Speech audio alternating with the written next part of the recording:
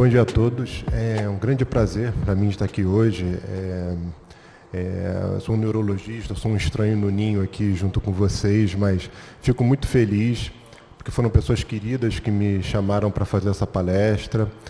Agradeço a toda a gentileza, a cordialidade das professoras Glória e Laura, e me ofereceram um tema que, no fundo, é um tema ingrato, né? Uma pergunta capciosa, digamos assim.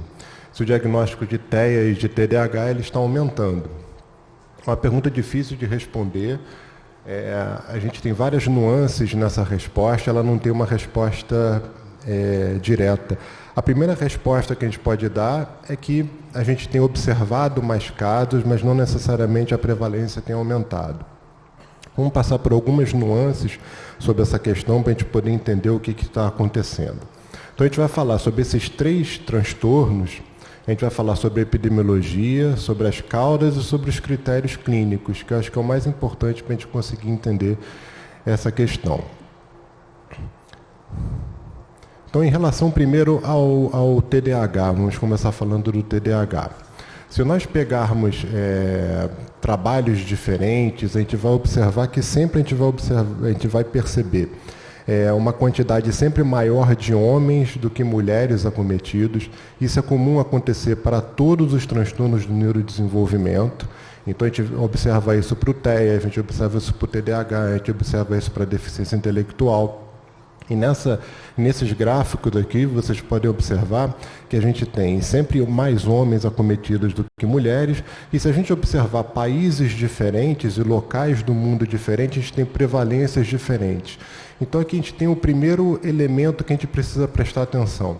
Como o TDAH, o TEA, os transtornos do neurodesenvolvimento de uma forma geral, eles não têm nenhum exame diagnóstico que os confirme de maneira categórica. Eu não tenho um exame de sangue, por exemplo, não é igual eu falar que uma pessoa tem ou não hepatite, é diferente. Eu sempre tenho um diagnóstico dimensional. Se a gente pensar aqui em todos os senhores, todos aqui têm alguns traços que estão presentes na população de uma forma geral, só que não necessariamente se configuram transtornos. Quando a gente está falando de diagnóstico dimensional, todo mundo pode ter um pouco. E dependendo da forma como eu pergunto, da forma como a pesquisa é feita, eu posso ter prevalências diferentes em locais diferentes do mundo.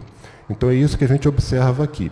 Se vocês observarem na última imagem aqui, esses 5 representa 5% de uma forma geral que é aceito como a prevalência de TDAH na população. Então eu pego uma sala com 100 crianças, em geral eu tenho 5 crianças que são acometidas pelo TDAH. Essa aqui é a média que é aceita na maioria dos estudos.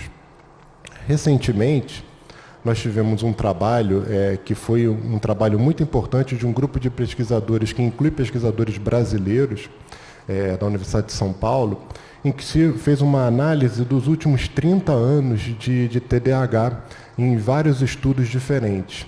E o que se observou é que a gente pega aqui essa faixa do meio aqui, ela mostra que a prevalência, apesar dos estudos variarem de prevalência, como eu mostrei para vocês anteriormente, a média se situa em torno de 5% das crianças em idade escolar. Então, a prevalência de TDAH ela tem se mantido estável ao longo dos últimos anos. Então, essa é a primeira resposta que eu queria dar para vocês. Porém, vocês na prática clínica, vocês observam, poxa, mas toda hora eu vejo uma criança nova com TDAH, toda hora aparece uma criança nova no meu consultório. Enfim, eu estou vendo isso. Então, será que esses dados eles são conflituosos com o que a gente está vendo? Na verdade, o que se acredita mais claramente é que a gente está tendo um aumento do número de diagnósticos, eu estou detectando mais, que é isso que a gente vê aqui. Cada cor dessa aqui diferente são gráficos que levam em conta estudos diferentes. Esse gráfico aqui ele é do CDC americano, ele mostra que a gente tem cada vez mais diagnósticos, eu estou detectando mais crianças com TDAH. Agora, não necessariamente eu tenho um aumento de prevalência. O fato de eu estar detectando mais não significa necessariamente que eu tenho um aumento de prevalência na população de uma forma geral. Não é um transtorno que está aumentando, mas eu estou detectando mais. o que de certa forma é bom. Eu tinha pessoas que sofriam antigamente sem diagnóstico. Vocês podem lembrar aqui de história, às vezes, pessoal de muitos de vocês, ou então se lembrar da história dos pais, pessoas que sofreram a vida inteira sem diagnóstico, pessoas que poderiam ter sido ajudadas antes e que nunca foram ajudadas porque aquele transtorno nunca tinha sido detectado. Quando a gente pensa no TDAH, a gente sabe que mais ou menos metade dos pacientes eles persistem com sintomas na vida adulta. Esses pacientes eles deixam de ser agitados.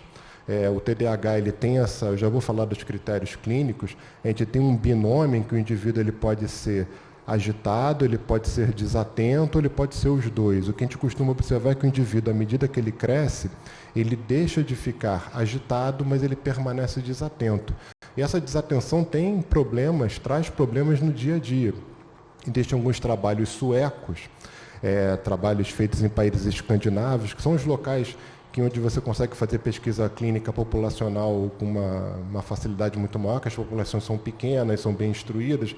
Você observa que existe até mortalidade maior em pacientes com TDAH e principalmente em mulheres, porque em geral as mulheres tendem a ter os quadros mais desatentos e elas acabam sofrendo mais acidentes. E sofrendo mais acidentes, a mortalidade aumenta.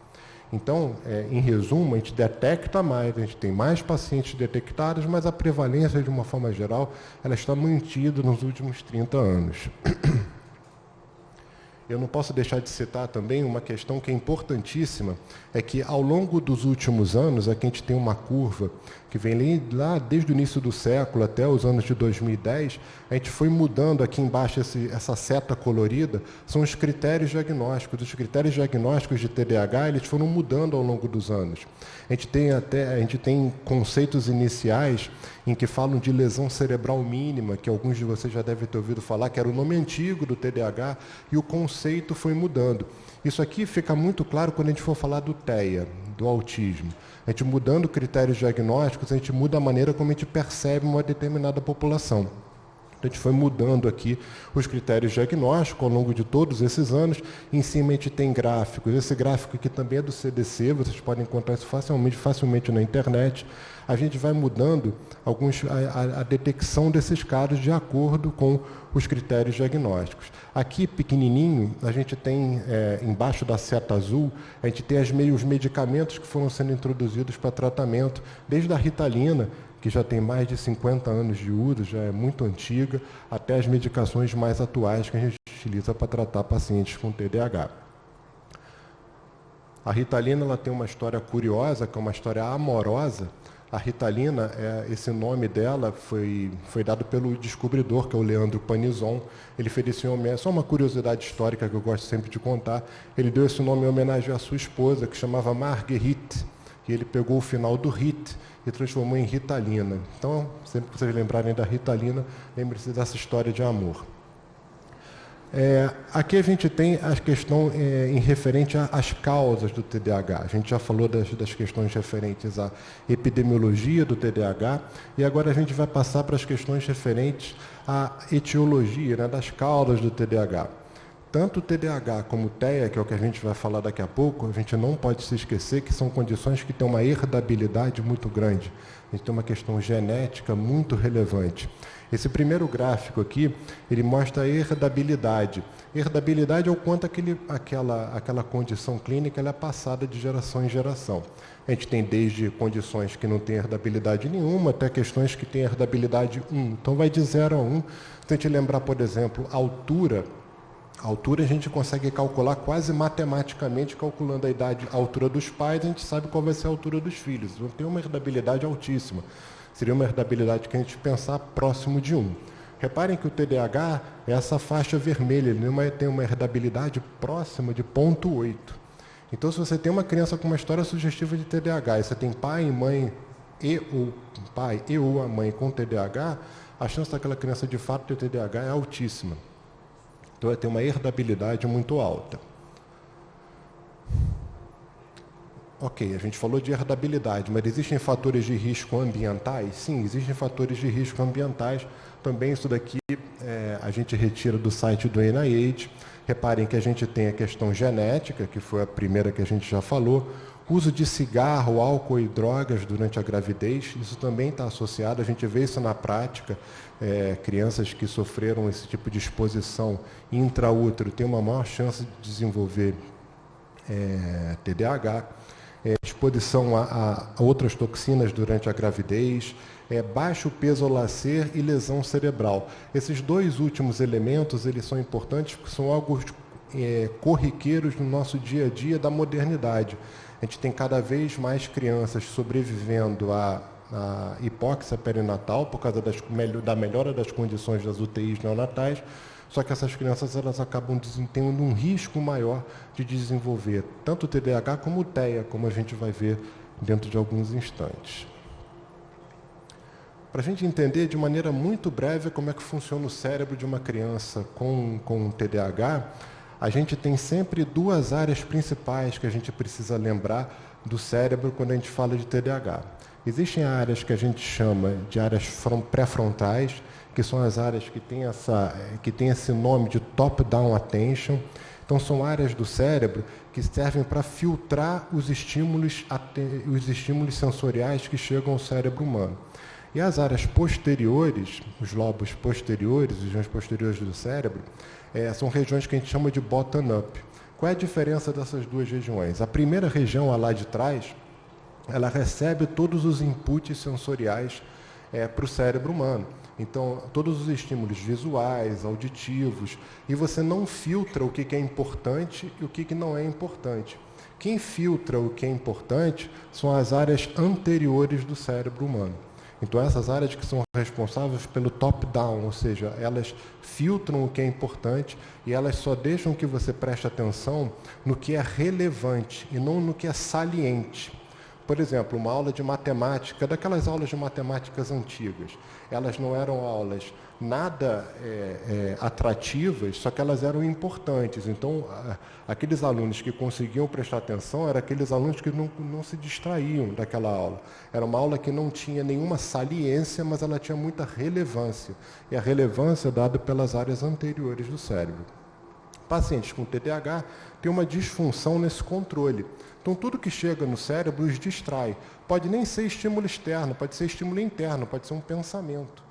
Agora, isso faz com que esse indivíduo ele acabe se distraindo, não prestando atenção no que é importante, porque as áreas anteriores, que são as áreas que têm os maiores inputs de dopamina e de noradrenalina, elas funcionam pior, de alguma maneira existe uma desconexão, ele acaba não prestando atenção no que é importante, no que é relevante, ele acaba prestando atenção só no que é saliente.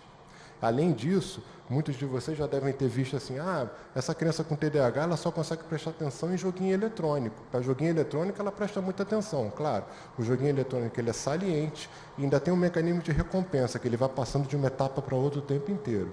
E o cérebro é alimentado o tempo inteiro de estímulos. Isso faz com que ele preste atenção. Por isso que os jogos eletrônicos acabam fazendo com que o indivíduo preste muita atenção. Isso aqui é um outro dado epidemiológico que eu gosto sempre de mencionar.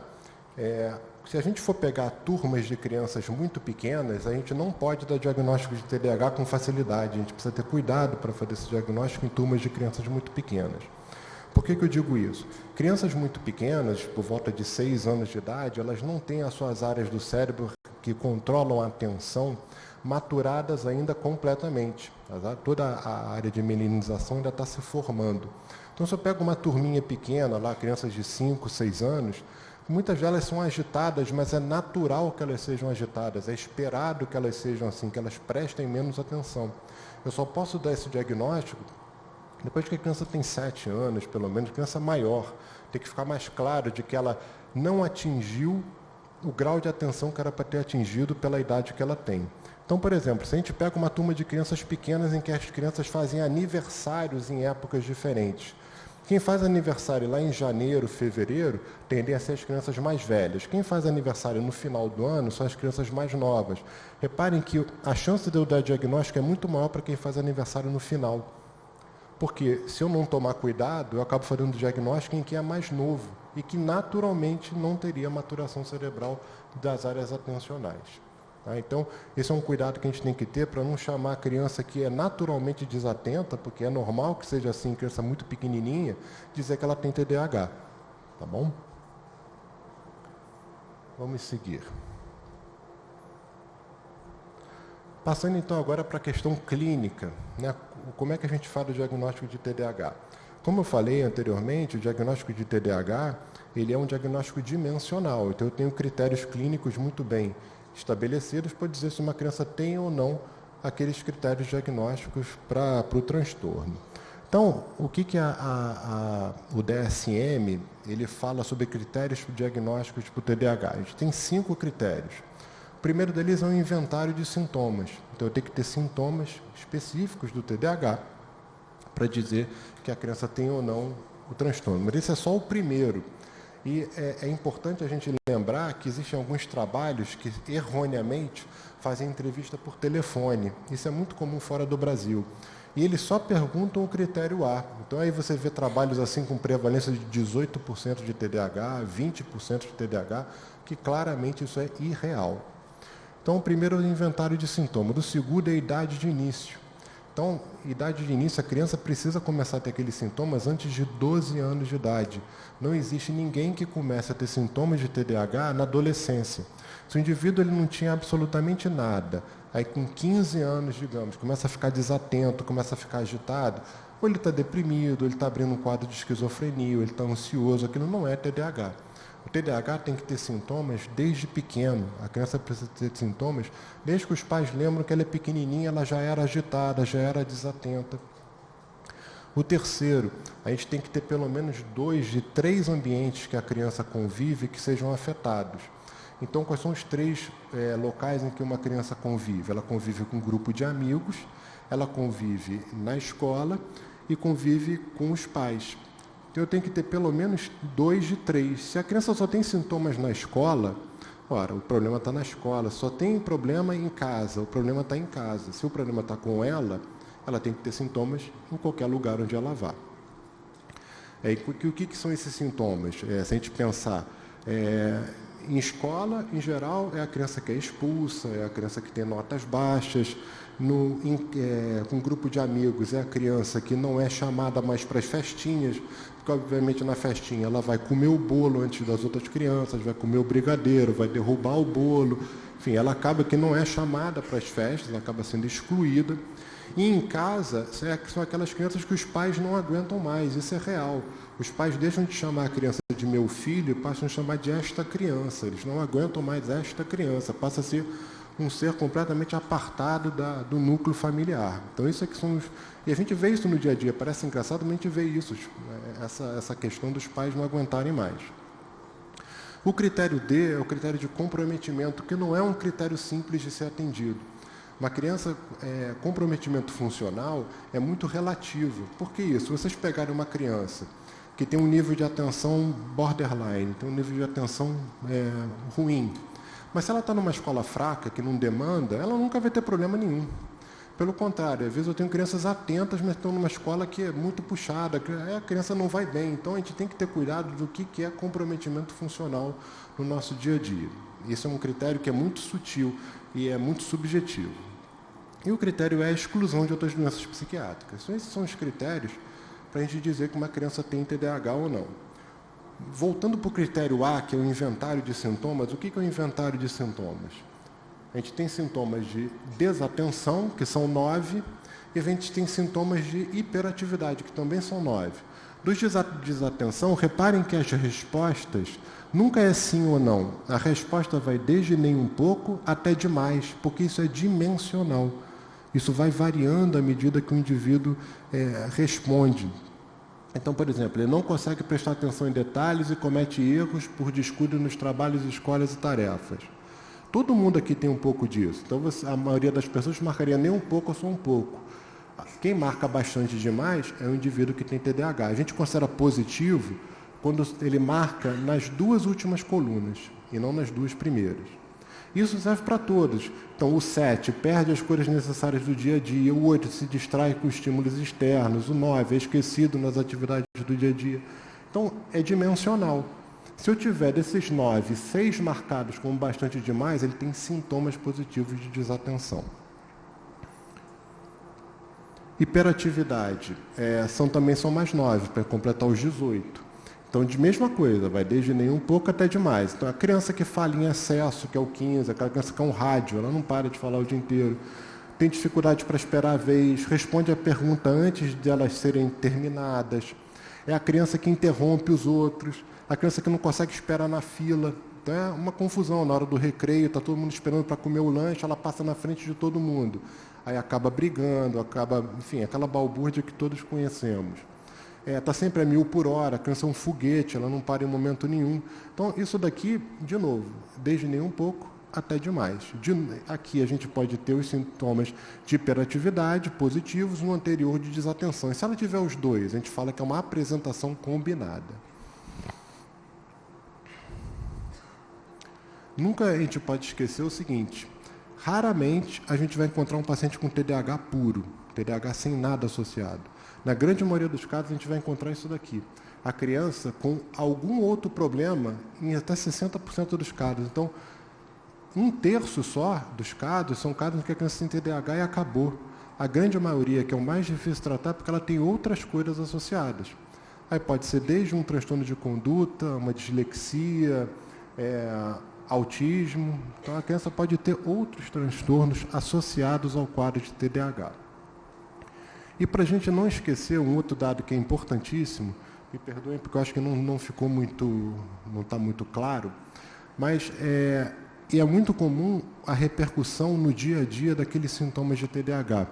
Então aqui a gente tem, por exemplo, se a gente compara o TDAH com o azul com a criança normal, a criança que não tem TDAH, a gente vai ver, a maioria deles repete de ano, não consegue atingir os últimos anos da escola.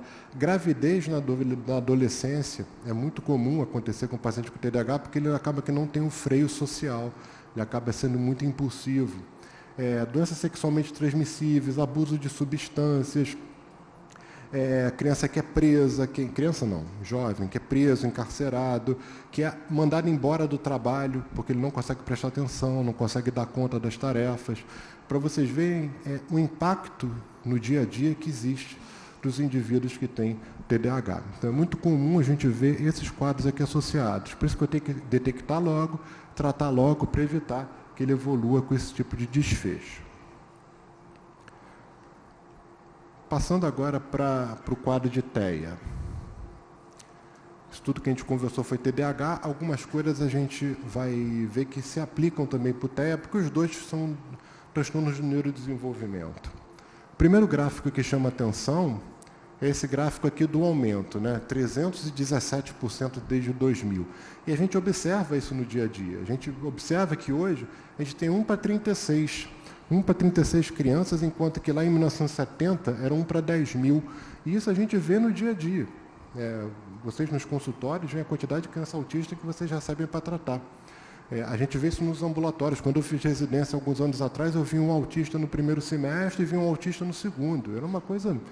O resto, a gente no ambulatório de neurologia, a gente tratava epilepsia, cefaleia, enfim, tudo. Autista a gente via 2 por ano. Agora, eu, por exemplo, tenho um ambulatório só de autismo, que eu vejo autista uma manhã inteira. É muita criança. Então, a gente tem que entender por que isso está acontecendo. Uma das chaves para a gente entender isso está aqui. A gente vem mudando os critérios de diagnósticos. Até 94 a gente tinha o DSM-4 e a partir de 2005, 2013, a gente passou a ter o DSM-5. E a gente mudou. Antigamente a gente falava em autismo, em síndrome de Rett, síndrome de Asperger, transtorno desintegrativo da infância e o transtorno invasivo do desenvolvimento sem outras especificações. Eram as classificações que a gente tinha dos quadros de transtornos invasivos do desenvolvimento. Era isso que a gente tinha. A partir de 2013, a gente acabou com essas subclasses e tudo virou transtorno do espectro autista. Então, eu passei a alargar os critérios diagnósticos. Hoje eu faço mais diagnóstico porque eu consigo detectar mais crianças que antes eu não conseguia detectar. Isso vem acontecendo ao longo dos últimos anos. A gente vem observando isso no dia a dia. Então, essa é a principal explicação. É uma maior detecção dos casos que não eram detectados antes por mudança de critérios diagnósticos. Agora, se vocês forem parar para pensar, mas isso aqui explica tudo? Certamente não explica tudo. Certamente que não. E a gente ainda não consegue explicar porque isso aqui, obviamente, ajudaria a gente a explicar uma parcela desse crescimento. Agora, não ajuda a explicar tudo, né? Com certeza não ajuda.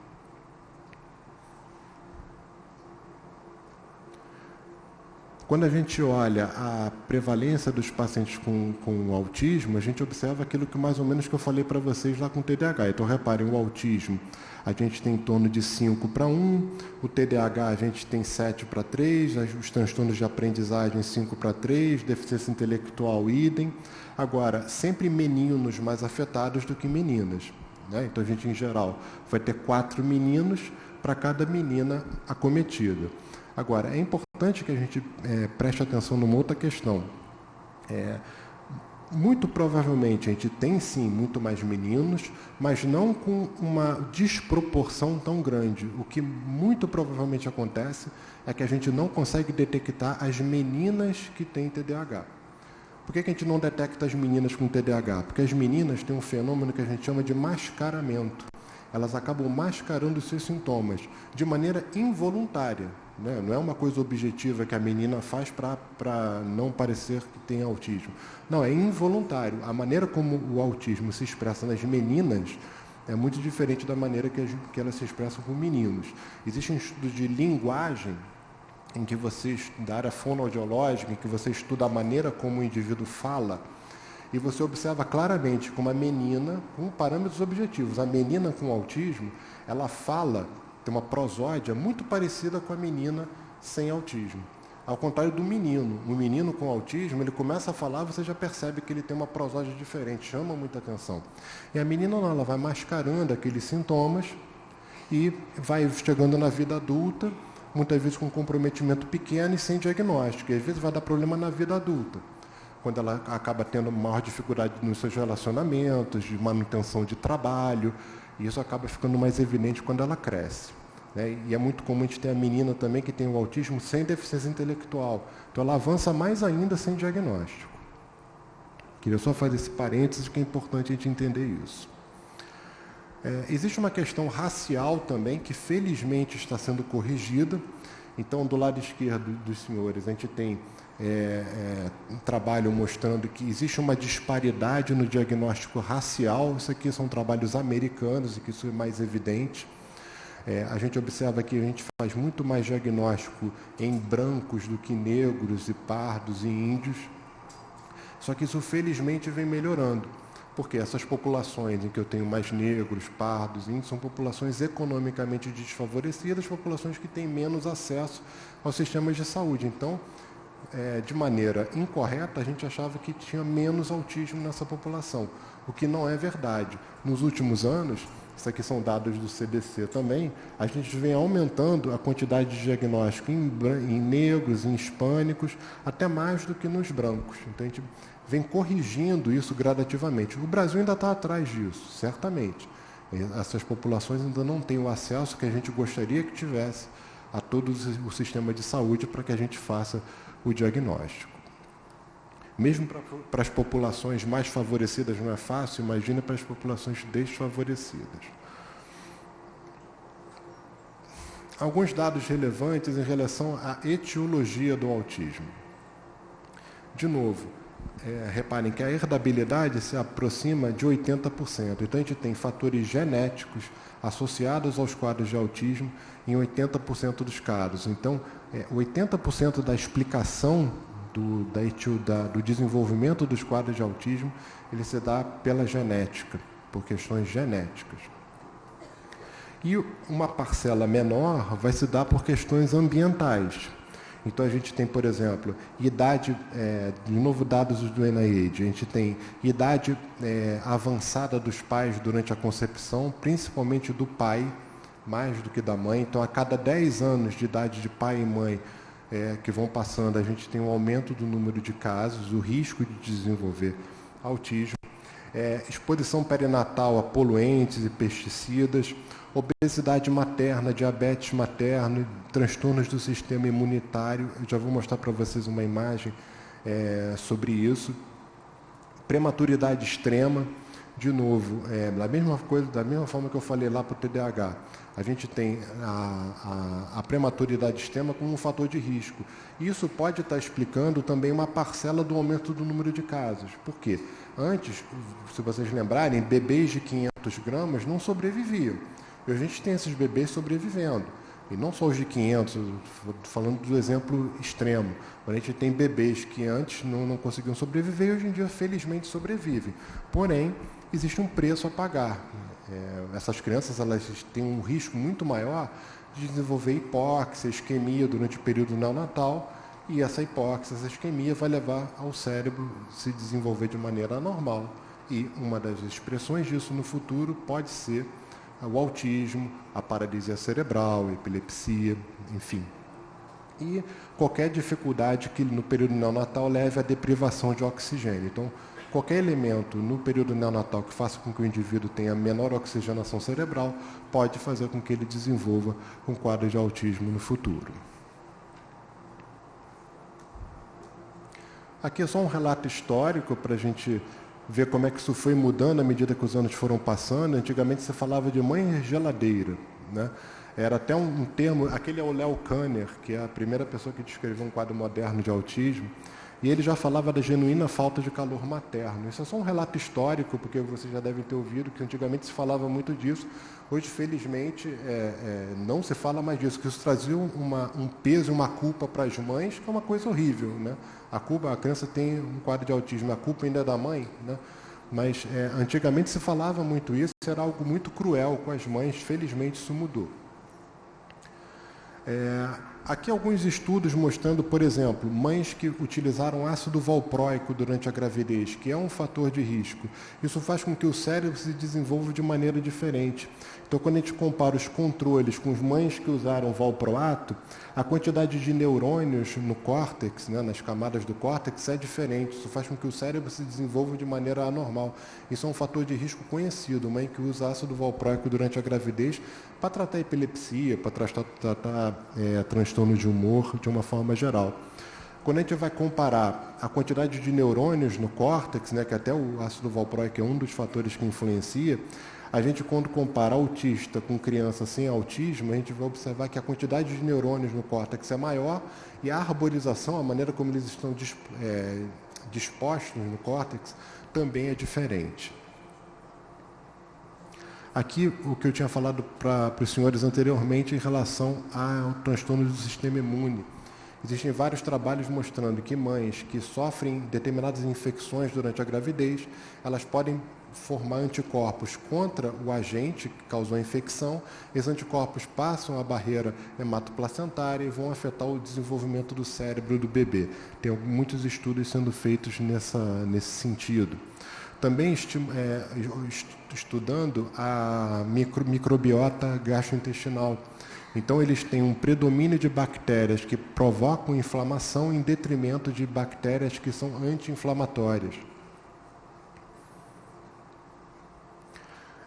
Isso aqui eu sempre gosto de mostrar, para a gente sempre reafirmar que não existe absolutamente nenhuma relação entre vacinação e desenvolvimento de quadros de autismo. Esse aqui é o artigo clássico, um artigo famoso do Wakefield, que foi publicado em 98 na Lancet, sobre a associação do uso de vacina MMR pelas crianças e o desenvolvimento de autismo. Não existe absolutamente nenhuma relação entre as duas coisas. O artigo foi uma fraude. Se vocês entrarem no site da Lancet e procurarem o artigo, ele aparece com essa tarja vermelha por cima. Eu tirei essa imagem exatamente do próprio site. E eles, depois de alguns anos, eles fizeram um editorial, esse é de 2011, falando que o artigo do Wakefield era fraudulento. Então, assim, não tem dúvida. Eles colocam muito claramente que foi uma fraude esse artigo.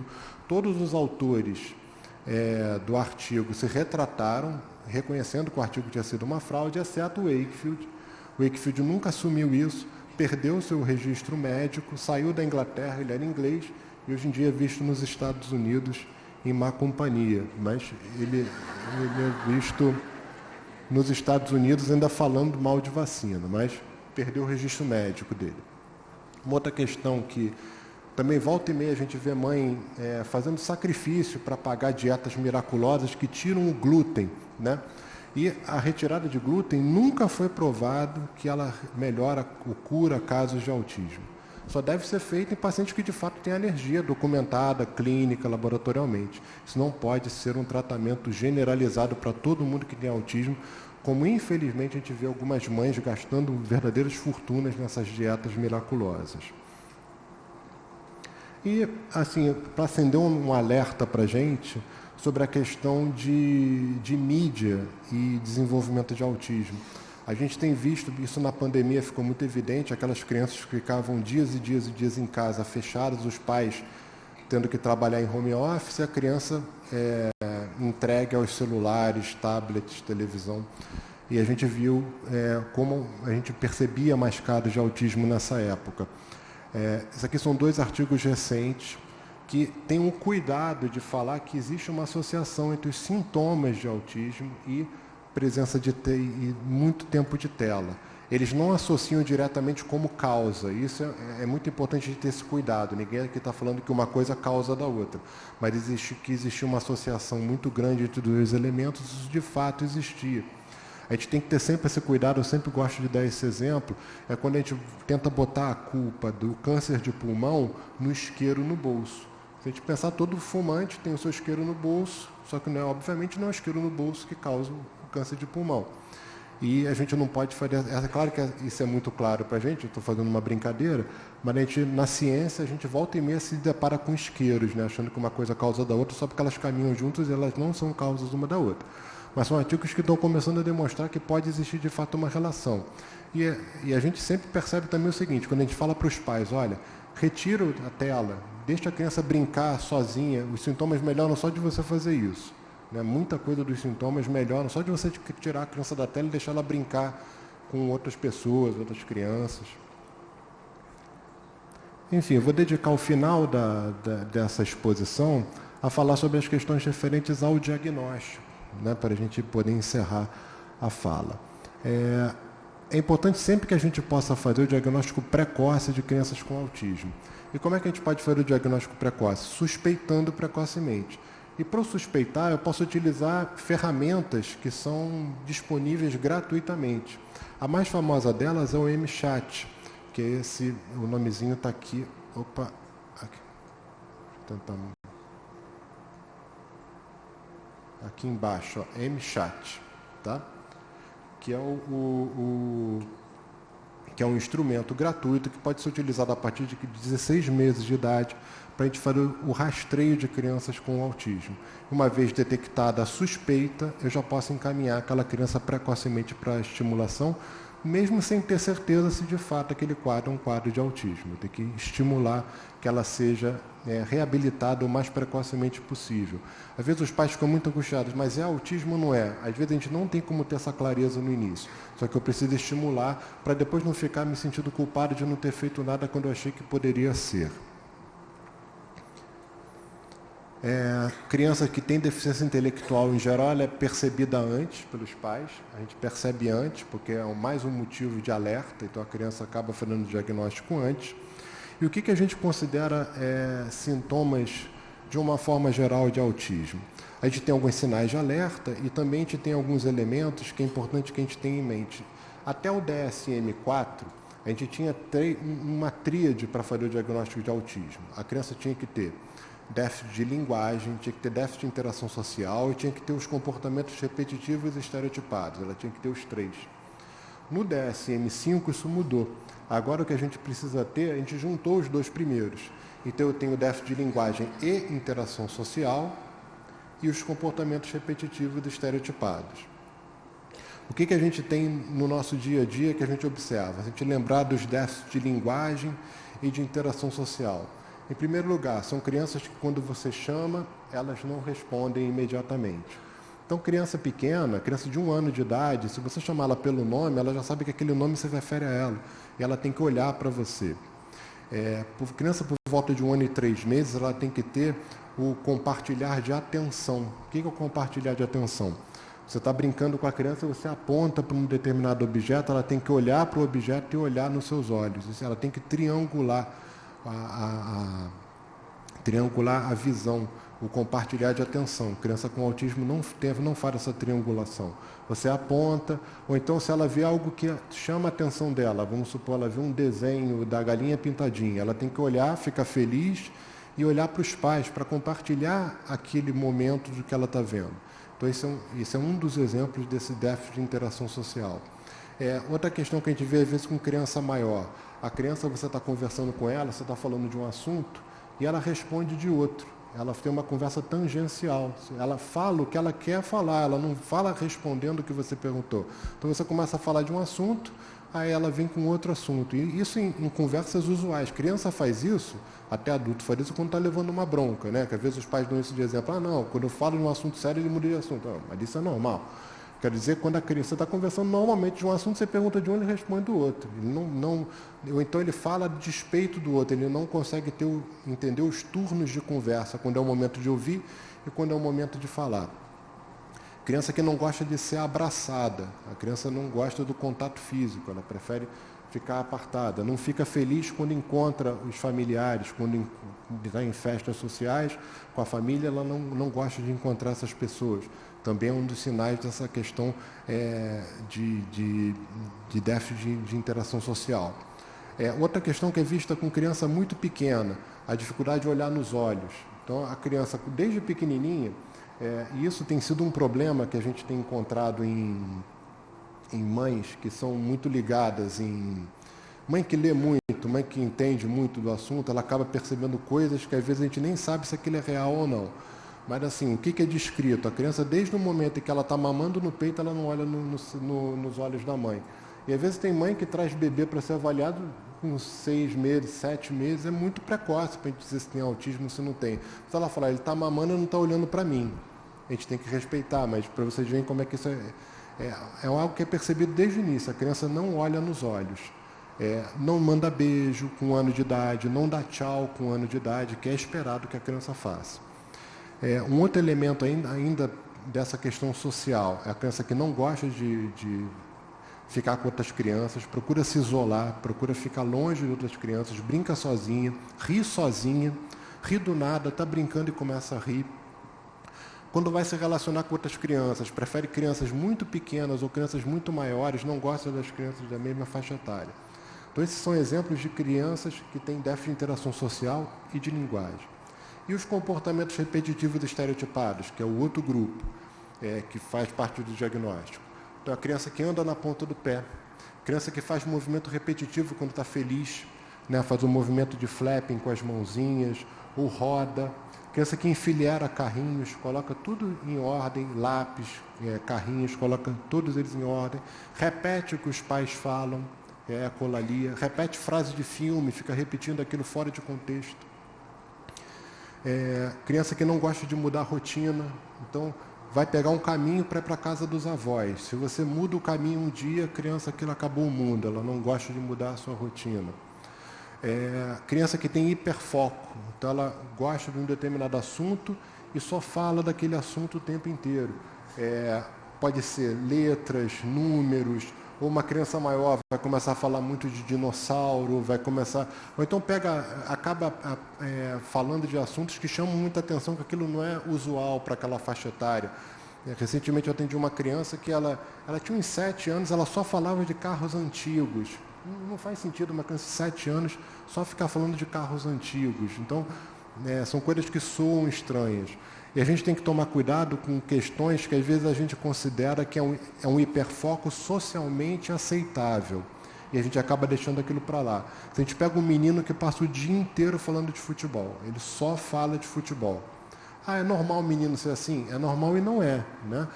O menino que só fala de futebol, menina que só fala de celebridade o dia inteiro. Nos dois casos, é aceitável socialmente, acaba sendo até um mascaramento, como eu falei anteriormente. Para terminar, a questão sensorial dos pacientes com autismo, que é algo que no DSM-5 está muito presente e antigamente isso não era critério diagnóstico. É a criança que não gosta de barulho, não gosta de cortar unha, não gosta de cortar cabelo, etiqueta de roupa incomoda, não pode pegar massinha, não pode pegar areia, na hora de comer não gosta de determinadas texturas, ou só gosta de comida pastosa, ou só gosta de comida sólida. Enfim, isso é uma questão sensorial que antigamente não fazia parte dos critérios diagnósticos e que hoje faz parte dos critérios diagnósticos. Enfim, eu procurei fazer um apanhado geral das questões relacionadas ao autismo, TEA, diagnóstico, epidemiologia.